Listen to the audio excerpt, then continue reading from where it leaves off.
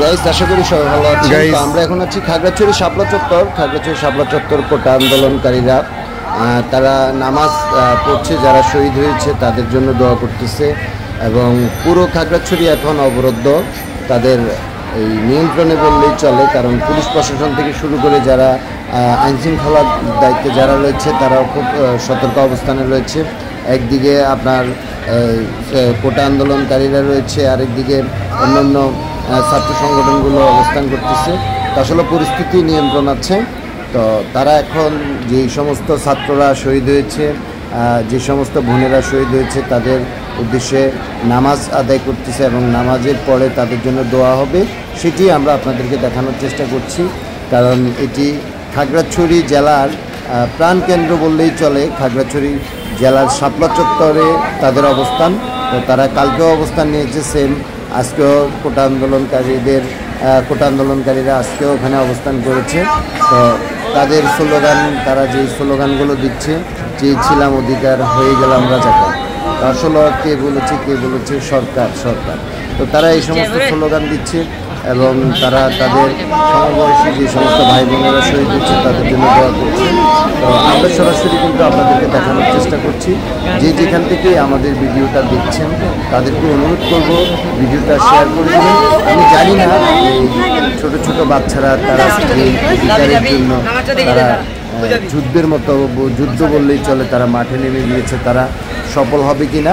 Guys, কোটা আন্দোলনের সাধারণ ছাত্রছাত্রীরা খাগড়াছড়ি শাপলা চত্বর নামাজের সময় হয়ে গেছে, তারা নামাজ আদায় করছে। তো সেটি আমরা আপনাদেরকে দেখাচ্ছি। তো বৃষ্টিও হচ্ছে। তো এই সাধারণ ছাত্রছাত্রীদের আন্দোলন সফল হবে কিনা আমরা জানি না। আসলে ভিডিওটি করা যে তারা আল্লাহ পাক রব্বুল আলামিনের কাছে তারা তাদের জন্য এবং যে সমস্ত ছাত্ররা শহীদ হয়েছে তাদের জন্য দোয়া করছেন, নামাজ আদায় করছেন, সেটি আপনাদের সকলের কাছে।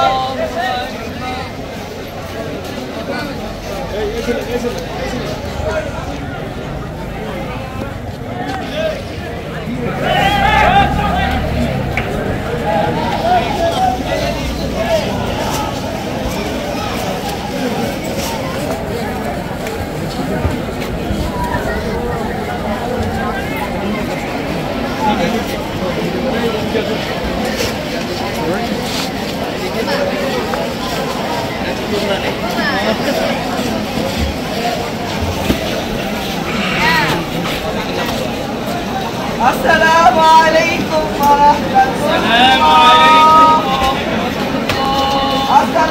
alaikum warahmatullahi wabarakatuh.